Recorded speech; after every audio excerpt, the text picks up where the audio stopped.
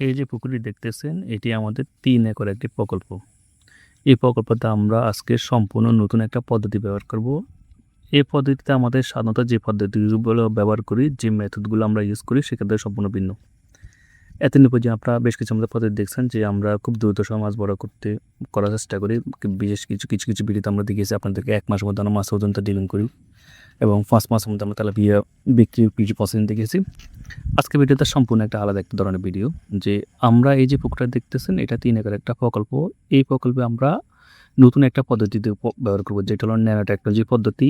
এই পদ্ধতিতে আমরা মাছের মাছের যে একটা স্বাদ থাকে, মাছের একটা যে গুণগত মান থাকে সেটাকে আমরা ৩ গুণ বাড়িয়ে ফেলব। ন্যানো টেকনোলজি প্রযুক্তি ব্যবহার করে মাছের গুণগত মান এবং মাছের স্বাভাবিক স্বাদকে আমরা ৩ গুণ বেশি বাড়িয়ে দিব।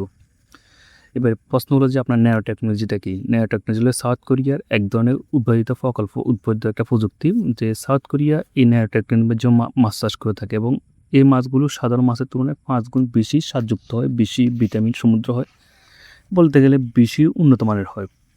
এবং সাউথ কোরিয়াতে প্রতিটি প্রকল্প ন্যানো টেকনোলজি ব্যবহার করা বাধ্যতামূলক এবং ওদের যে মাছগুলো আছে সেগুলো বেশ কিছু ল্যাবে পরীক্ষা করে তারপরে এগুলো বাজার পাঠায়। যেহেতু সাউথ কোরিয়া খুব উন্নত রাষ্ট্র, তো বাংলাদেশে এরকম কোনো সুযোগ নেই এবং বাংলাদেশ এতটা উন্নত রাষ্ট্র হয়নি।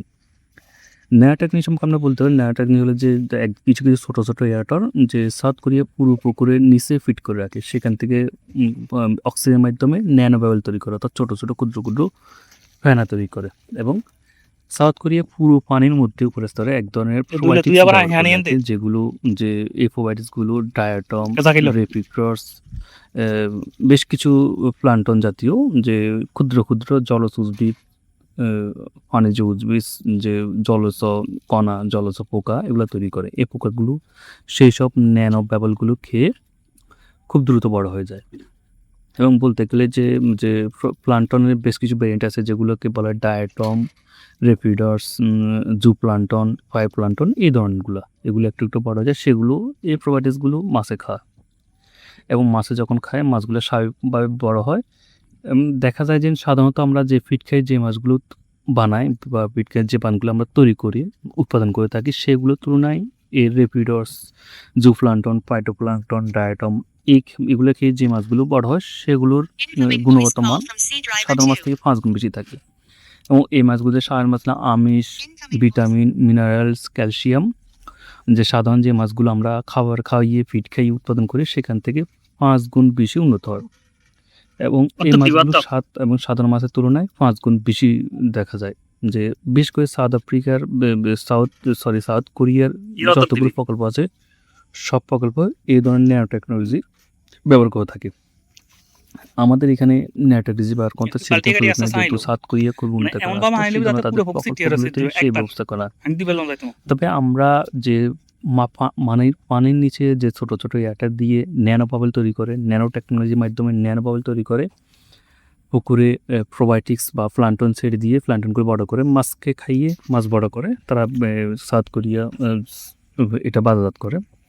আমরা এত বড় প্রযুক্তি এখানে ব্যবহার করতে পারবো না। আমরা এই প্রকল্প যেটা করব সেটা হলো যে আমরা এখানে জাস্ট যে প্লান্টনগুলো সাউথ কোরিয়ার যে প্রকল্পগুলোতে তৈরি করা হয়, যে বিশেষ করে ডায়াটম, রেপিকর্স, জু প্লান্টন, ফাইটোপ্লান্টন, শৈবাল, যে উদ্ভিজ্জ কণা, যে জলজ পোকা, এরা বেশ কিছু যেগুলো তৈরি করে মাছে খাওয়ার পরে মাছগুলো স্বাভাবিকের তুলনায় স্বাভাবিক মাছের মতো বড় হয়, তবে স্বাদগুলো ৫ গুণ বাড়ানো যায়।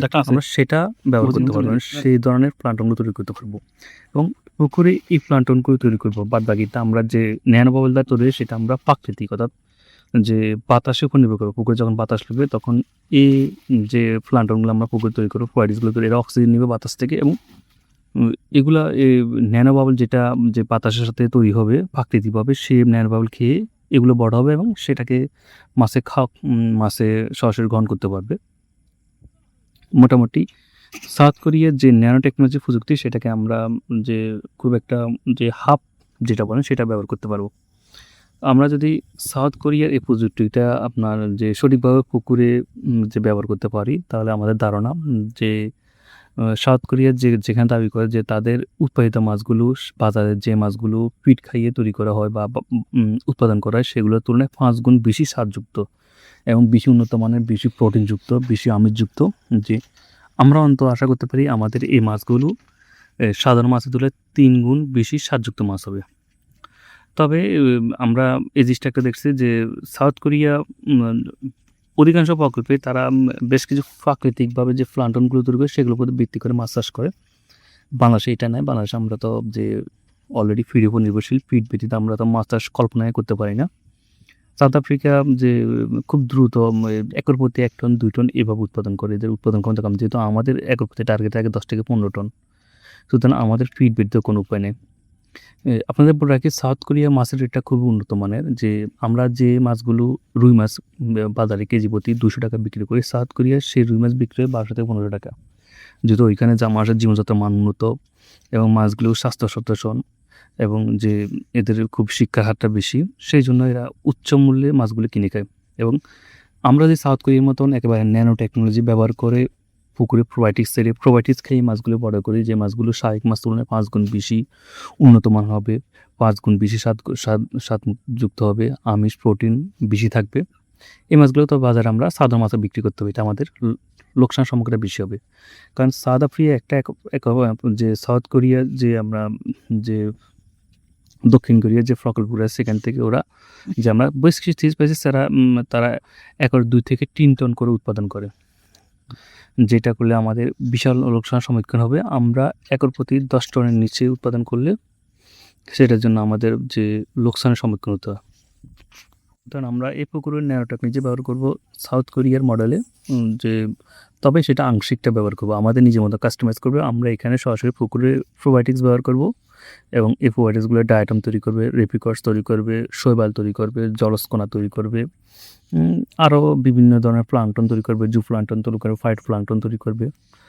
বাট যে আমরা ন্যানো টেকনোলজি ব্যবহার করতেছি না, যেটা যে পানির নিচ থেকে পানির নিচে এয়ারটা ফিটিং করে রাখতে হবে, সেই এয়ারটা থেকে অক্সিজেনের মাধ্যমে বুদবুদ তৈরি হবে, ন্যানো বাবল তৈরি হবে। ন্যানো বাবলগুলো সে প্লান্টন বা সে প্রোবায়োটিক্সগুলো খাবে, খাওয়ার পরে সেগুলো মাছে খেয়ে মাছ বড় হবে। ওইরকম প্রযুক্তি আমরা ব্যবহার করার মতন আমাদের কাছে ওই ধরনের যে আর্থিক শ্রম এবং এখানে যে উৎপাদনটা কম হবে সেটা আমরা কর দেওয়ার মতন পারবো না। আর আমরা যতই স্বাদযুক্ত মাছ উৎপাদন করি না, বাজারে এটা স্বাভাবিক তুলনা, যে আমরা রুই ভাতা 250 টাকা কেজি, তেলাপিয়া তো 200 টাকা কেজি বিক্রি করতে হবে। এখানে উন্নত মানের মাছ, উন্নত মাছের মাছ যেখানে ল্যাব টেস্টে তো কোনো সুযোগই নাই। যাক, আমরা এখানে মাছের স্বাদগুলো বাড়ার জন্য যে সাউথ কোরিয়া সেই ন্যানো টেকনোলজি ব্যবহার করতেছি এবং সেটা আংশিকভাবে নিজেদের মতো কাস্টমাইজ করে ব্যবহার করতেছি।